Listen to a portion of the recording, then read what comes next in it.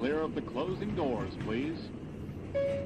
All right, here we go. Subway Sports Talk. My name is Peter Kennedy, and I am your host. Thank you so much, as always, for tuning in to SST on Apple Podcasts, Spotify, YouTube, the whole nine. I don't have time to do it all because it's right here, right now, time to talk about it all. And that is Mikal Bridges, officially traded to the New York Knicks for a boatload of picks, Bojan Bogdanovic, and the thing that I did not expect to happen, which was the Nets dealing Mikal Bridges to the New York Knicks, actually took place. And during the Subway Series, didn't matter. Woj doesn't care about the Mets and Yankees. He can't see a grimace. He don't care. It's Mikal in New York. The Nova Knicks have truly come to fruition. And here we are to talk about it all. Alec Argento in the house. You know him as one of our Knicks experts, Mets and Yankees experts sometimes. The other guy of expert of things, but he's here to he's here to talk about the New York Knicks and Mikal Bridges. Alec, what's up? So I am hyped. I used to pray for days like this. This is awesome. I'm living on cloud nine. Let's finish off this off season next week and be done with it and be the best starting five in the league.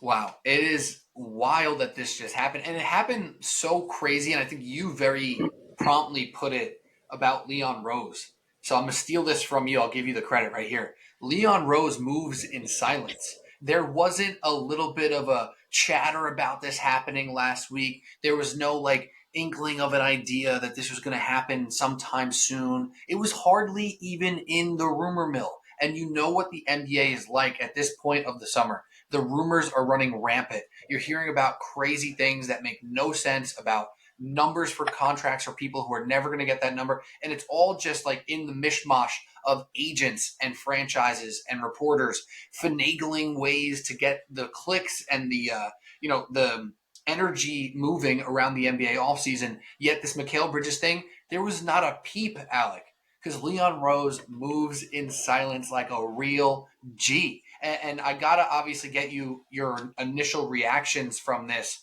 but before you give me your Mikal Bridges take, did you expect this to happen in any universe right now, Alec?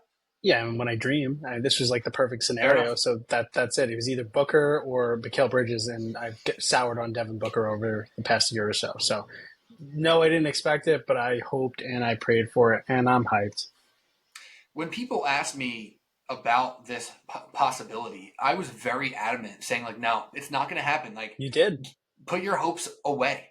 Don't even keep them out a little bit. Put them in the drawer. You know that they're there. You know that you dream of those hopes, but it's not happening. The Nets are not going to trade Bridges to the Knicks. That was a strong take of mine that I felt confidently about. Now, obviously, I'm wrong, and obviously, I had no idea what I was talking about. But at this point, I think it makes sense to have believed that before a few minutes ago, Alec. And this trade really was just announced, 30 minutes ago by the time we're recording this here. So it's crazy that it happened.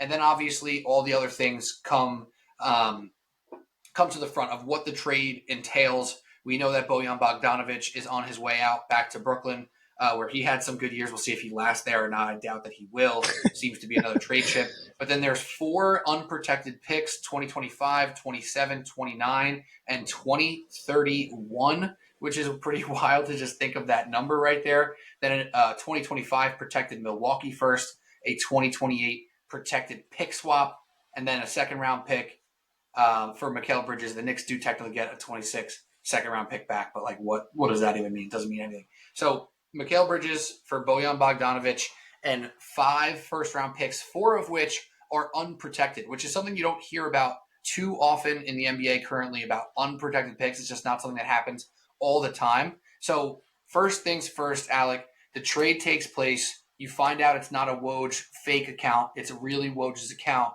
What is your instant reaction to this trade? Are you familiar with girl math, Peter? Yeah, absolutely. The concept of, hey, I saved $50 on this thing that was on sale, so that means I automatically have money that I can spend elsewhere. That kind of girl math. Correct. My initial take was, we saved all of these picks for trading OG, which we didn't have to sacrifice anything by giving up quickly an RJ. So, yes, it's a lot of picks, but who gives a fart? Who cares whatsoever? We are quickly collecting our Infinity Stones for everything happening in these little shadowed conversations that Leon Rose is doing. Additionally, like remember when people would say like, "Oh, the Yankees and Red Sox would never make a trade," and then they made a trade, and Right. it's like, "Oh, I guess these people don't actually care." People have said the same thing about the Nets.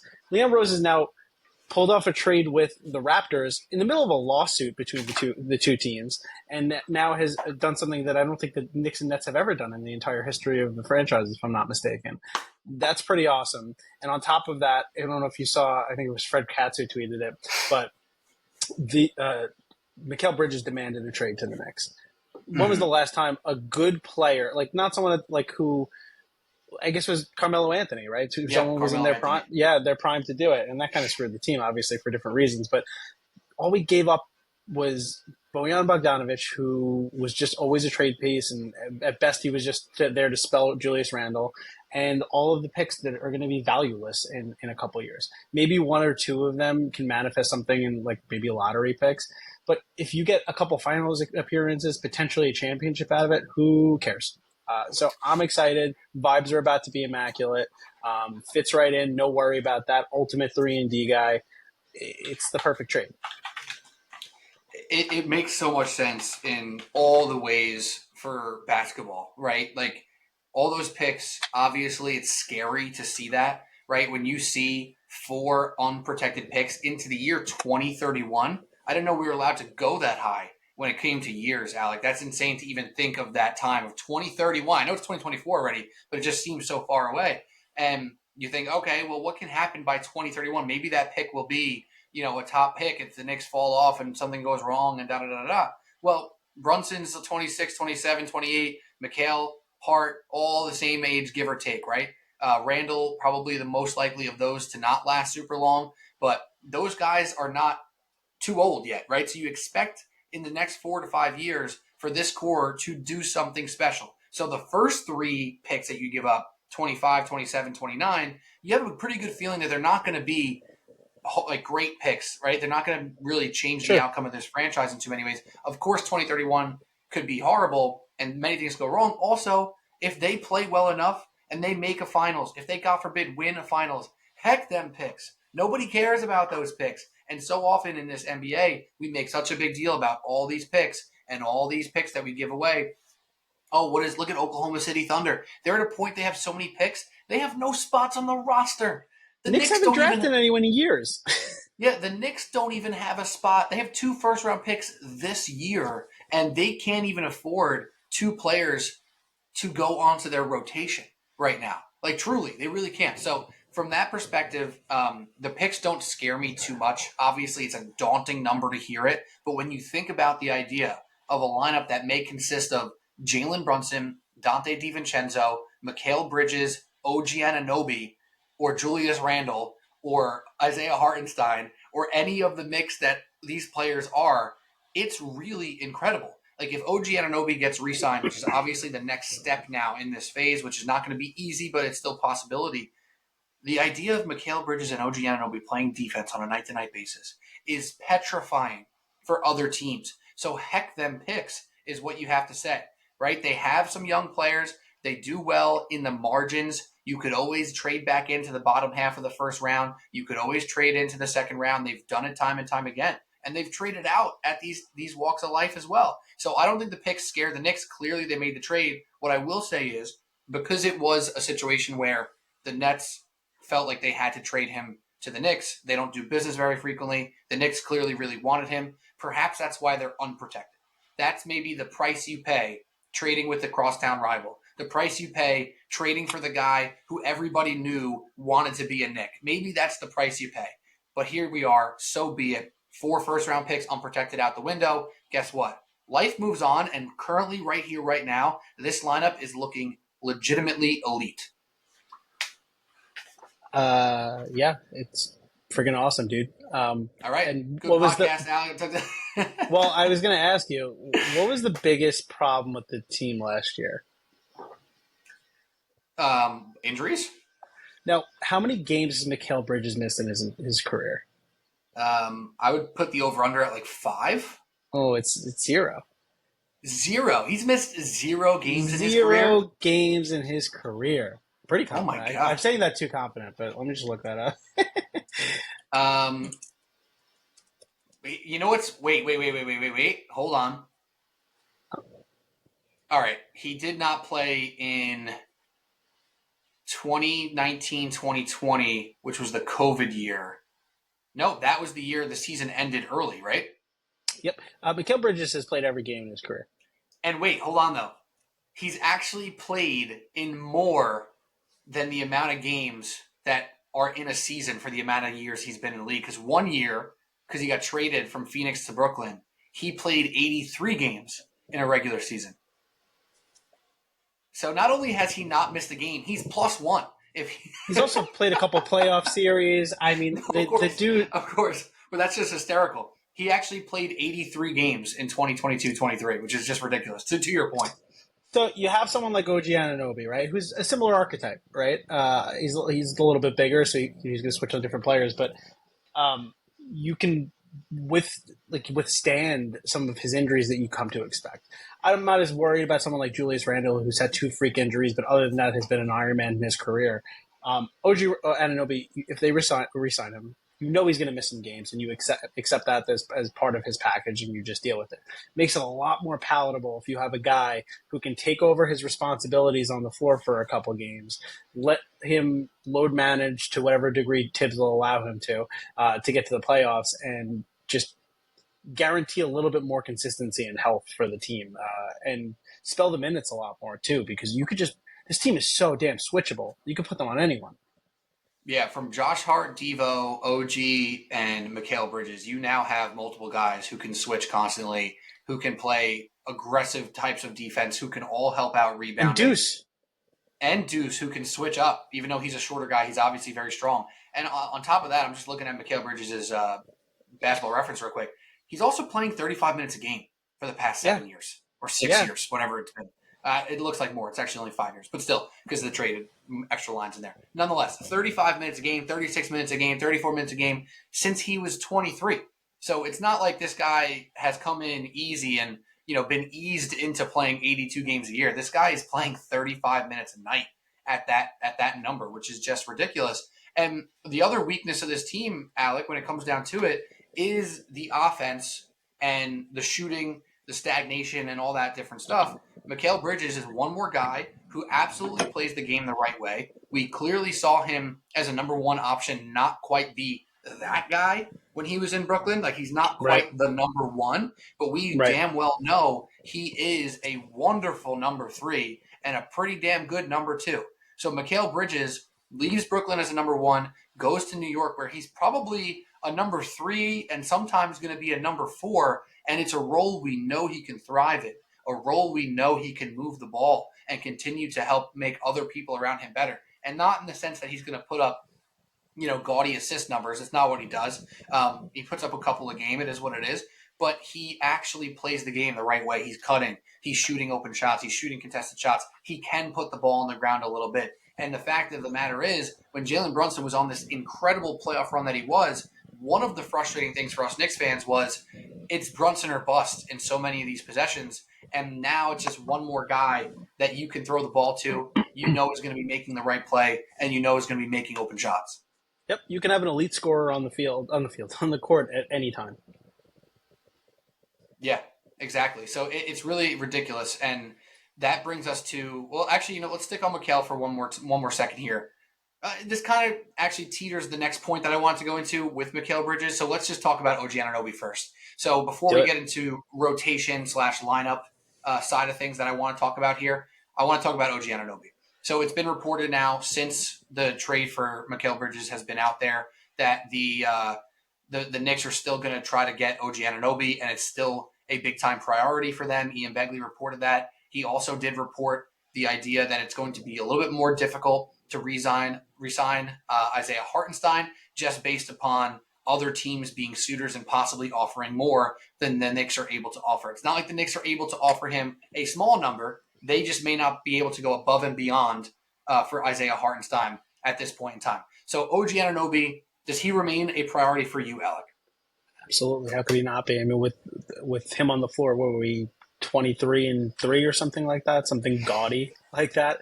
I mean, he unlocked the team, especially when you had Randall on the team as well. I mean, he, he's never been asked to do too much since he came over to the Knicks, except for that one game that he got hurt. But he unlocks things for you. His ability to hit the three ball is huge for someone like Randall and someone like Brunson who need to have the ball in their hands to be super effective to score.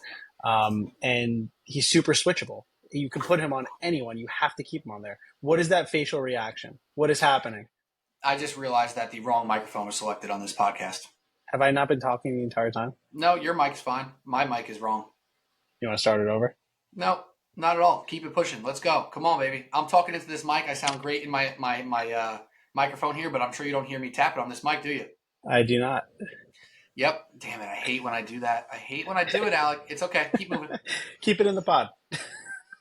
Man, I'm keeping it in. I'm keeping it in. I want the people to know. I apologize for the lack of audio quality. I thought I was cooking this whole time, and I just noticed that I muted my mic, and I did like a little clear of the throat, and I thought no one would hear that, but they probably just did. Whatever.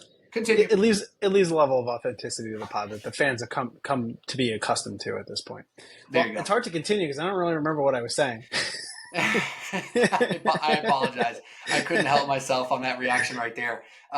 Basically, we were talking about I don't know what we were talking about. So we're talking about OG Anunoby. I want him back. You gotta have him back. You can't trade RJ Barrett and Emmanuel quickly for 15 games of the regular season for OG Anunoby. He makes the team kind of perfect, especially if we can have a center rotation that's half decent at this point.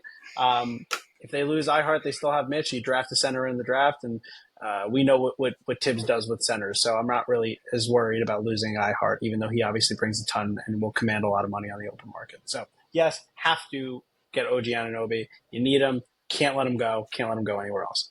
So let's run through the options, move by move on what the rotation would look like if A happens, if B happens, if C happens. So if best case scenario goes down and they're able to bring back Isiah Hartenstein, we're talking about all players who you'd expect to play real minutes would include Jalen Brunson, Josh Hart, Dante DiVincenzo, Mikal Bridges, OG Anunoby, Julius Randle, Isiah Hartenstein, Mitchell Robinson, and probably Miles McBride. Right? Those are 9 guys right there. Probably more than Tibbs likes to play on any given night, if you will. So that is a little interesting. So if those players are all in, OG's back, Mikal's here, Randall's healthy, Hartenstein and Mitchell Robinson are on this roster. A, what the heck does the starting and closing lineups look like? And B, is there an odd man out of that rotation? I don't think so. I think Deuce, there's nobody. So you're saying, assuming iHeart and Mitch are there, there's going to be injuries. There's absolutely going to be injuries if you have this, which is not going to happen. Someone's going to get moved or whatever happens. But Mitch will go down. We'll have to replace him with somebody else. Deuce will have to get more minutes than we'd like him to. Josh Hart is going to go somewhere in the starting lineup if things move wherever they can. So, yes, it's more than Tibbs likes, but also, I mean, this is an all-in year if you're doing that too. So I think you deal with it and then you take it from there. You have all vibes all the time with this team too. I don't think that there's any egos on the team currently. Maybe OG if some of the reports are accurate, but who's going to be arguing for time outside of him right now? You know, Randall's going to get his, and I'm sure he could use a breather if we can have a backup for him. He'll spell the minutes with OG or vice versa. Dante's not complaining. Josh Hart will complain because that's his MO, but he loves to be here anyway. Jalen Brunson could use a breather. I mean, I think anybody on that team would be okay with minutes being reduced in the regular season, and then you get to the playoffs and you figure it out from there.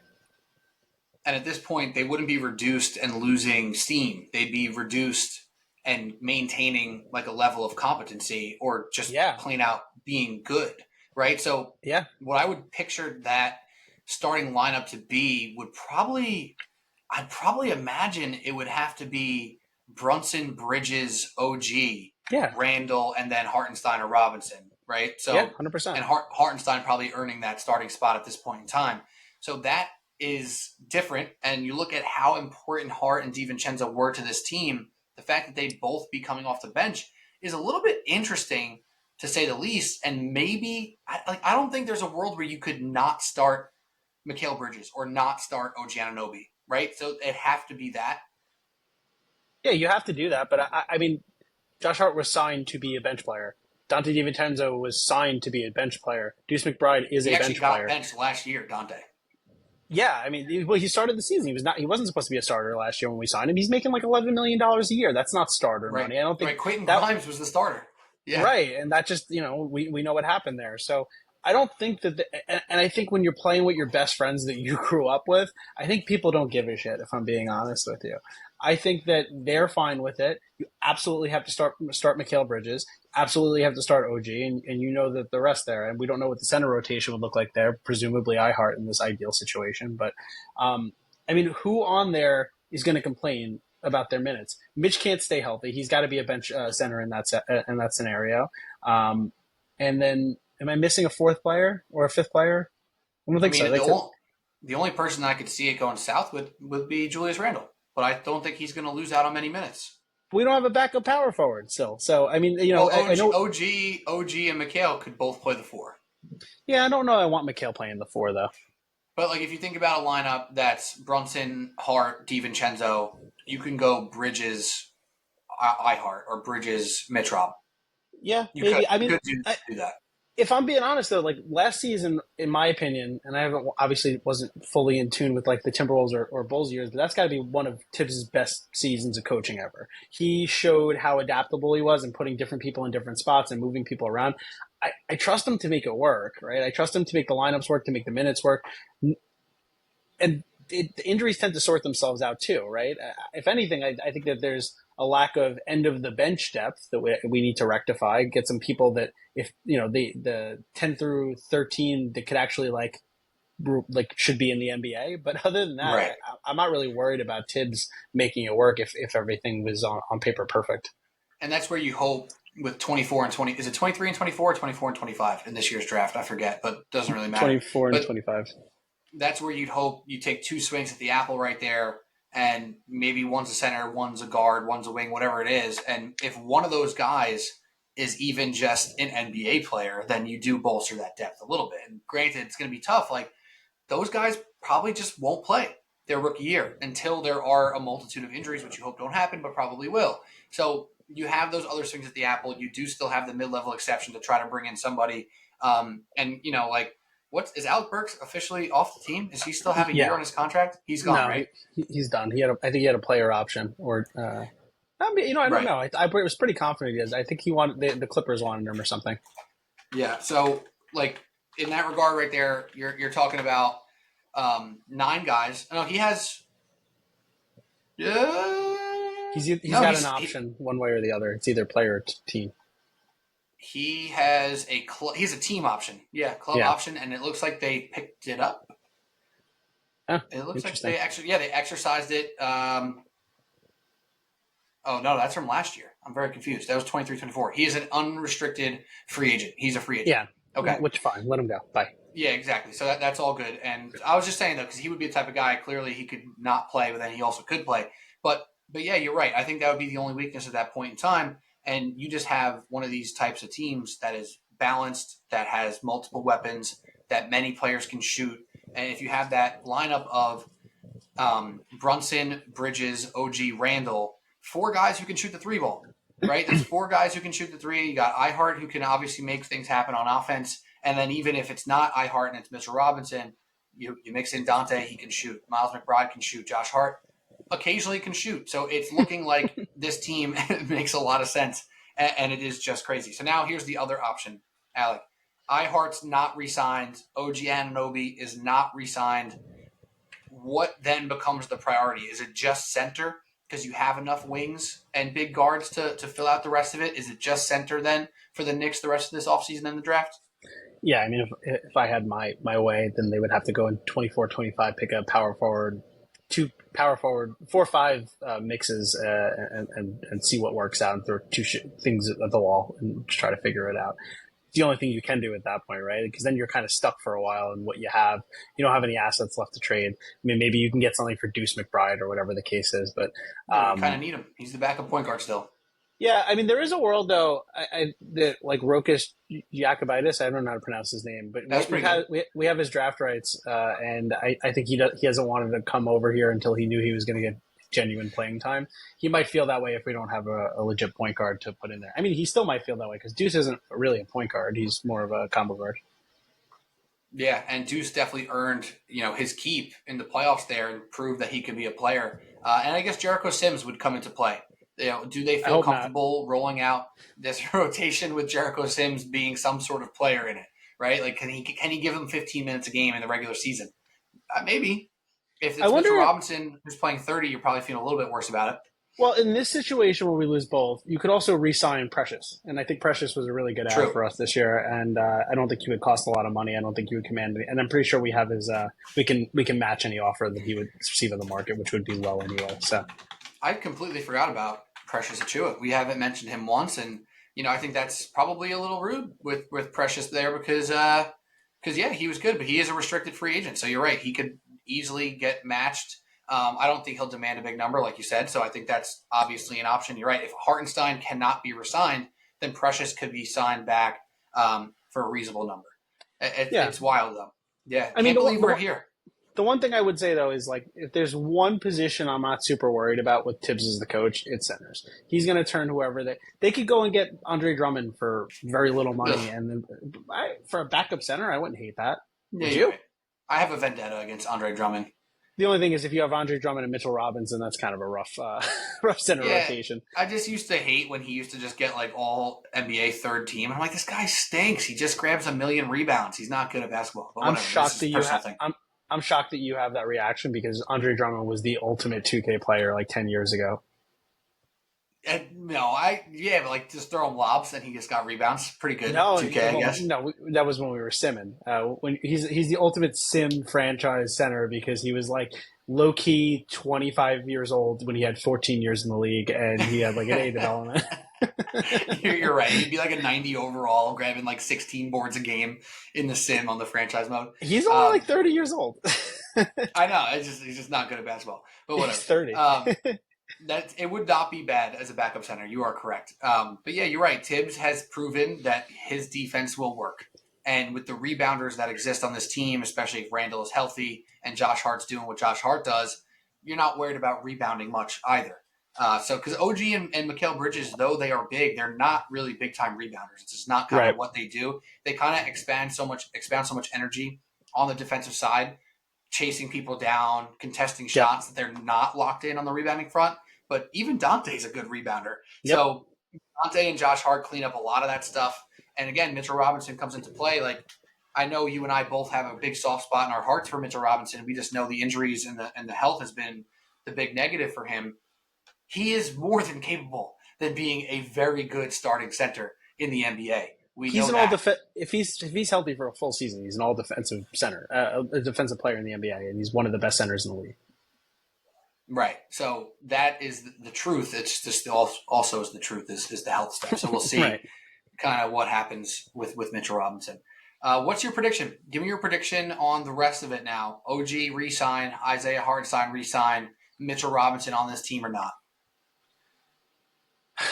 So, I'm going to go with my heart and say both, but I know that that's my brain is telling me otherwise. Can I permission to let my intrusive thoughts go into this conversation? Let them win.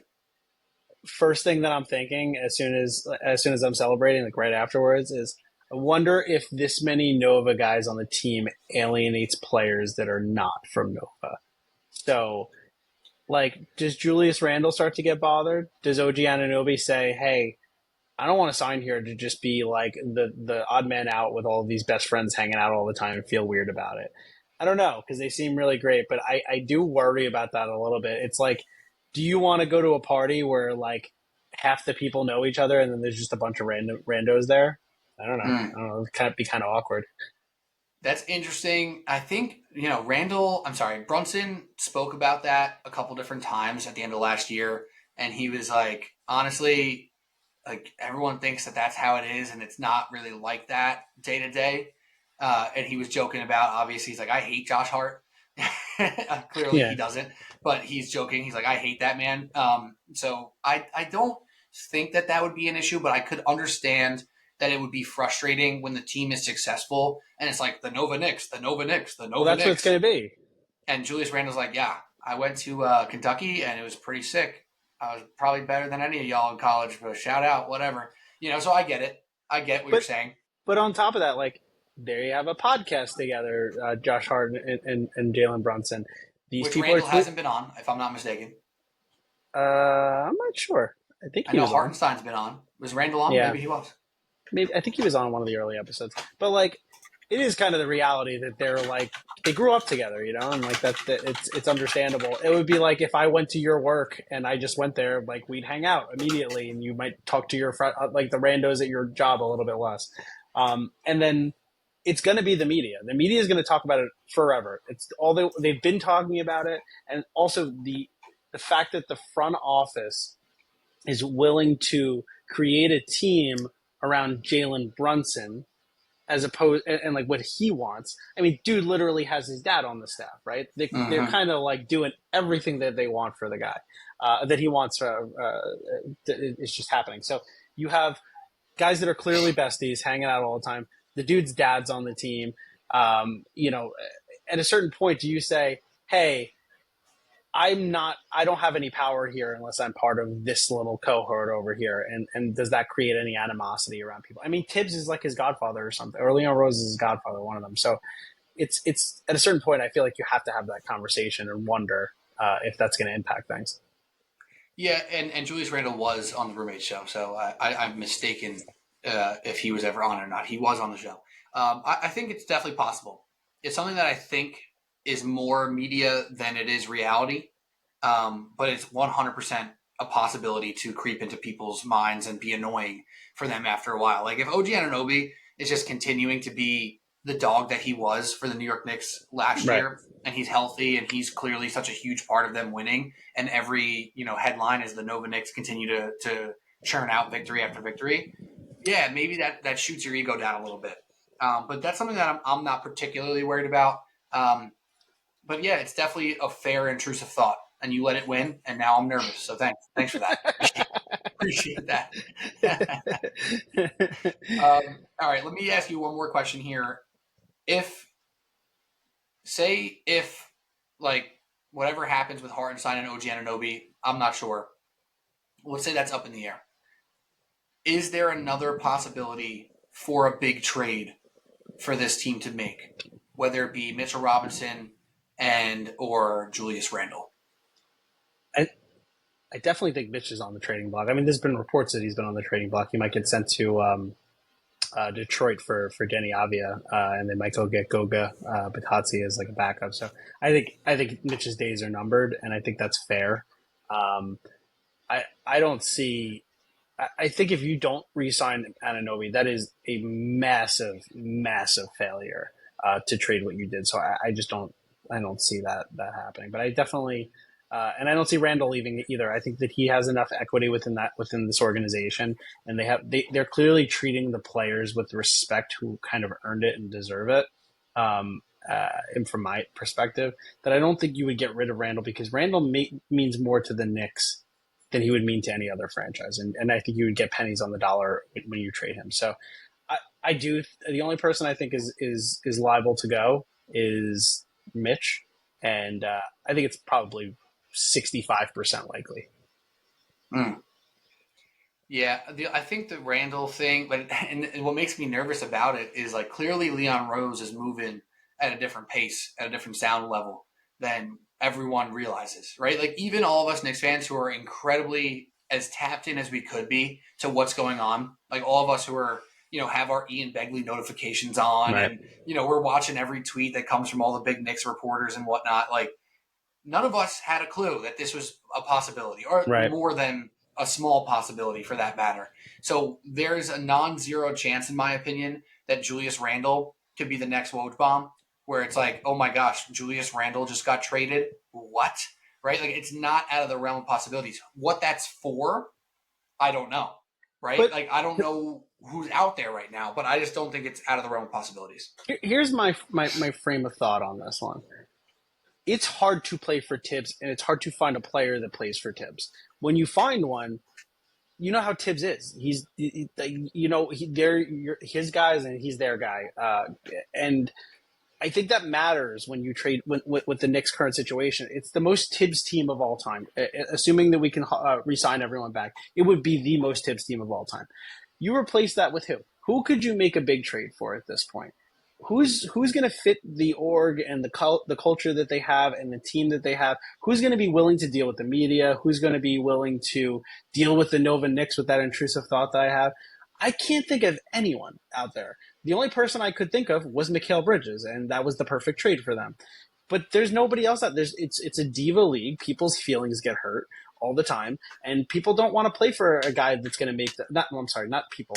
A lot of players that are like that don't want to play for a coach with those expectations to work that way. So I just don't see a lot of room to improve, and I think that the team has also valued consistency for a very long time, and they've created that. Yes, they got rid of all the young guys the past couple of years, but they've built a different level of consistency with the Nova guys and Randall and everything like that. So I don't see a world where the team gets any better by getting rid of Julius Randle, and I don't see the team getting better by adding any other superstar. And on top of that, with the new CBA, you really can't add another really good player to the team.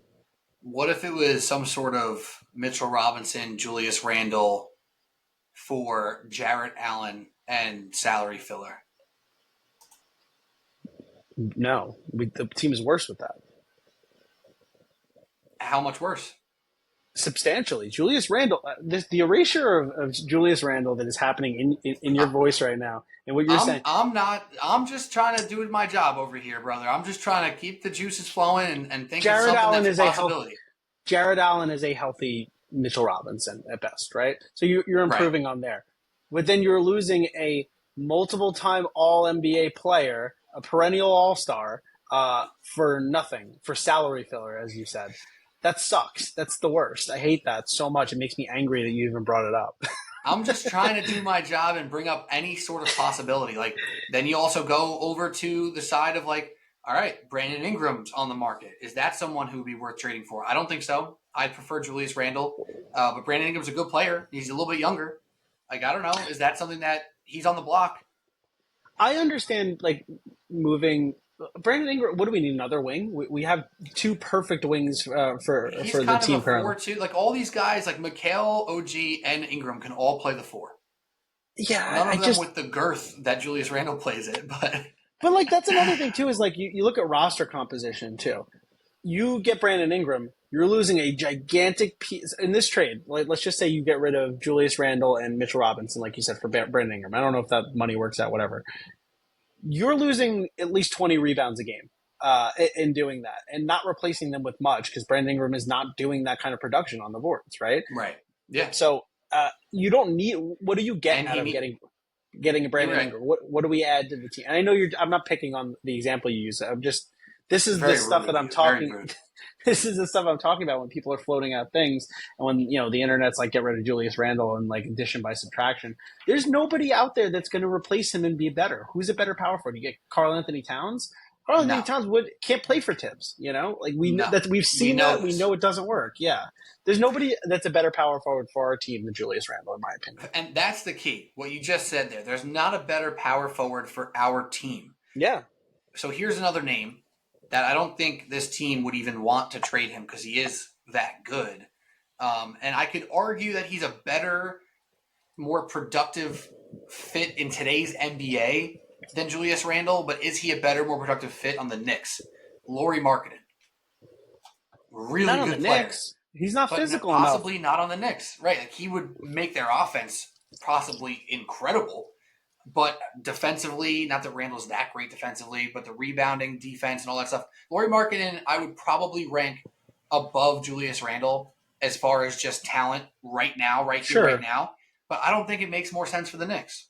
But you have a level of dynamism with the current roster construction.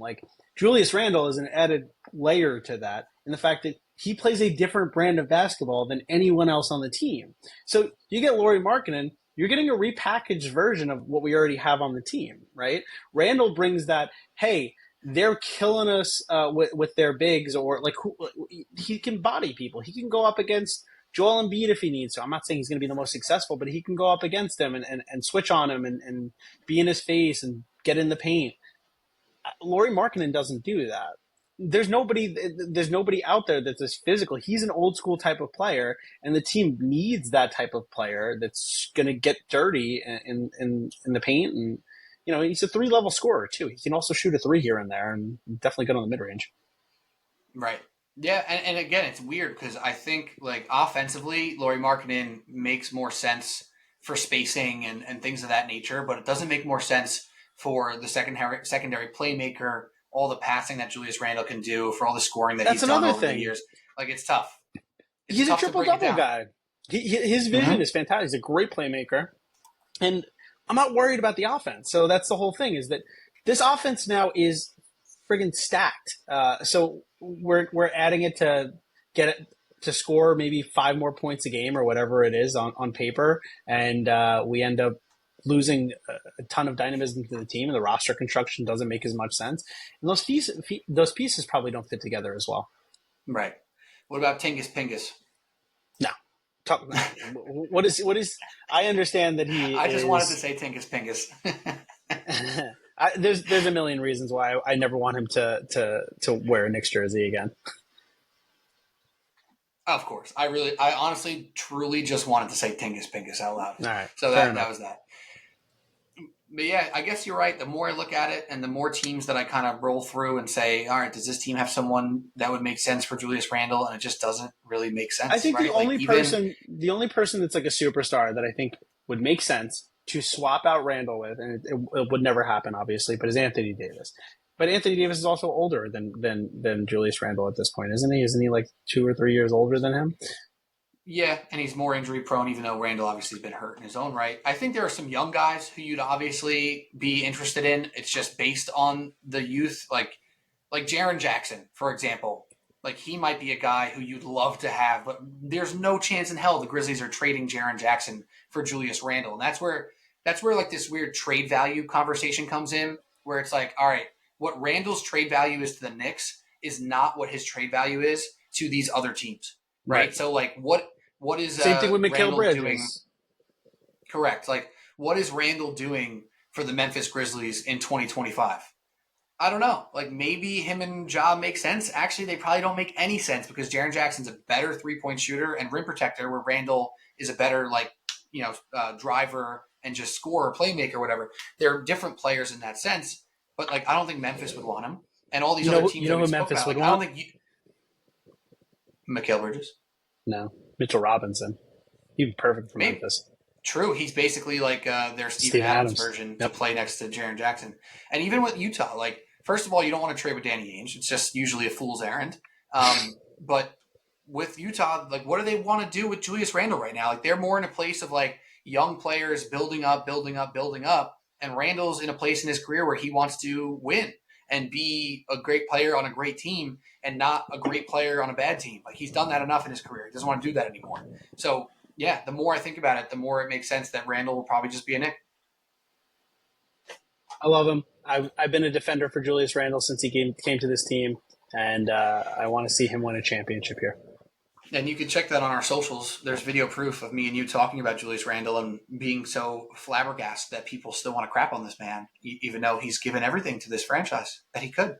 Everything he could. Can I add one little extra layer of all this discussion? Of course. We don't have any bad contracts on this team, and the type of players that we have on this team have showed a willingness to take team-friendly deals. There's even reports right now that Brunson's extension, which he's going to get, obviously, he's willing to take less money. There's a precedence here, so I'm not super worried with money here either. I can see all these guys taking less money to stay here and to play here and to work within the parameters. Like, we have the best contracts in the league. Like, we have a bunch of the best contracts in the league. Brunson's contract is ridiculous. Randle's contract is great. Dante's is awesome. Josh Hart's is really friendly. It's crazy. And now it could be a world where Deuce McBride's contract is fantastic. It could be a world where OG's the highest player. And maybe all that Nova Knicks crap that may bother him may make him feel a little better when he's just as paid as all those other guys, right? Like OG probably won't end up with 30, I don't think, per year. But he might be just around the same number of Randall and Brunson. I mean, Mikal Bridges has a great contract too. He's making $23 million million, a year. Yeah, there's not Yeah. one bad contract on the Knicks team right now. Even someone like Mitch, who's hurt all the time, has an awesome contract. I could see this working out long term, and we know that no contract in the NBA is untradeable. We've learned that time and time and time again. And if they're signing team friendly deals, we can move, and I can just see this being a good situation for a long time, as we've seen with every move that Leon Rose has made since he became president of basketball operations. Yeah, and it's so funny. Like all these other teams are working with the parameters of like, all right, we have our 2 max players, maybe 3 max players, and we are just scrapping for anyone else who can, can give us minutes, or if you're lucky enough to have some good young players.